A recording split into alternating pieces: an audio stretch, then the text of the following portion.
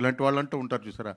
ఇలాంటి వాళ్ళ ఫ్యామిలీస్‌లో అసలేం జరుగుతుంది? ఇప్పుడు ఇందాక నేను చెప్పిన ఉదాహరణలో 18 ఏళ్ళు 20 ఏళ్ళు ఉన్న ఇద్దరు అమ్మాయిల్ని ఒక అమ్మాయి పొద్దున్నే రాత్రంతా పూజ చేసి పొద్దున్నే వాళ్ళ ఇద్దరి నోట్లలో 2 చిన్న మరచెంబులు కుక్కి డంబులతో చంపిందంటే, ఆ ముందు రోజు రాత్రి వాళ్ళెలా ప్రిపేర్ అయ్యారు దానికి? దానికంటే ముందు ఒక 2, 3 ఏళ్ళు వాళ్ళ ఇంట్లో అసలు ఏం జరిగింది? వాళ్ళెలా లోపలికి ఇప్పుడు మనకి చంద్రశేఖర్ రెడ్డి గారు అప్పుడు ఒక సినిమా తీశారు.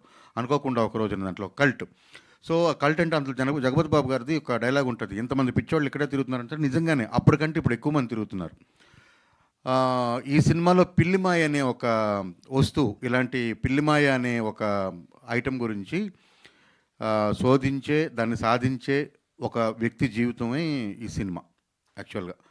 సో వాళ్ళ ఇంట్లో ఏం జరిగింది, ఆ పిల్లిమాయ అనేది ఒకటి ఉంటే పిల్లి ప్రసవించినప్పుడు దాంట్లో వచ్చే మ్యూకస్ అనమాట అది. సో అది ఉంటే అది ఈరోజు సోషల్ మీడియాలో చాలా పబ్లిక్గా ఇంటర్నెట్లో ఇన్స్టాగ్రామ్లో రీల్స్ చేసి మరీ అమ్ముతున్నారు పిల్లిమాయ అని చెప్పి.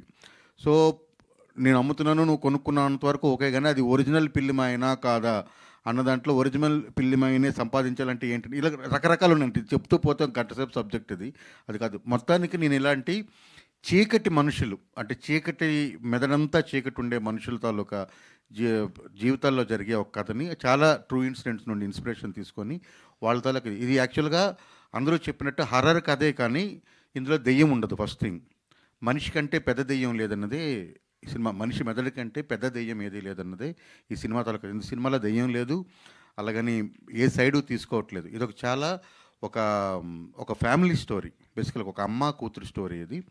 సో అది బేస్ చేసుకొని తీసిన స్టోరీ.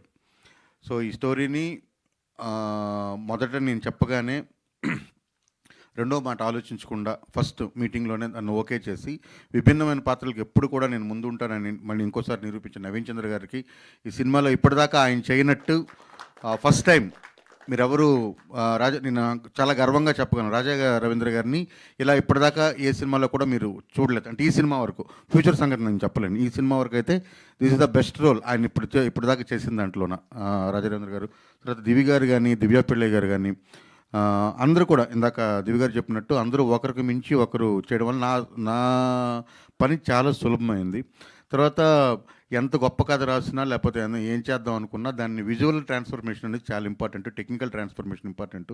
సో నేను దాన్ని నమ్మినప్పుడు దానికి అన్ని విధాలా సహాయం చేసి అన్ని విధాలా వెనకాల సహాయ సహకారాలు అందించిన మా ప్రొడ్యూసర్, ఆయన హీజ్ మై 17 years ఫ్రెండ్, ఆయన 17 ఏళ్ళు స్నేహం మా ఇద్దరిది. సో రవి పీట్ల గారు. సో నేను ఏమైతే అనుకున్నానో దానికి ఒక 10 times ఎన్హాన్స్ చేసిన నాగేష్ గారు. అండ్ మ్యూజిక్తో ఇందాకే చెప్పాను, అంటే మనం మొదలు పెట్టడానికంటే ముందు చెప్పాను, దీనికి 50% హీరో అజయ్ గారు.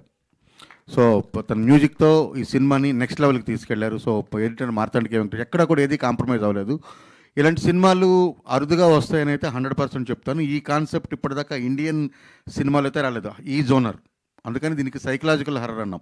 ఈ సినిమా చాలా డిస్టర్బింగ్గా ఉంటుంది. ఇంటికి వెళ్ళేటప్పుడు మీరు టేకేవే ఖచ్చితంగా ఉంటుంది, ఒక 3-4 రోజులు పట్టి. ఇలాంటి సినిమాలు ఖచ్చితంగా రావాలి. నవీన్ గారు ప్రతిసారి అంటే ఒప్పుకున్న రోజు నుండి సెట్లో పనిచేస్తున్న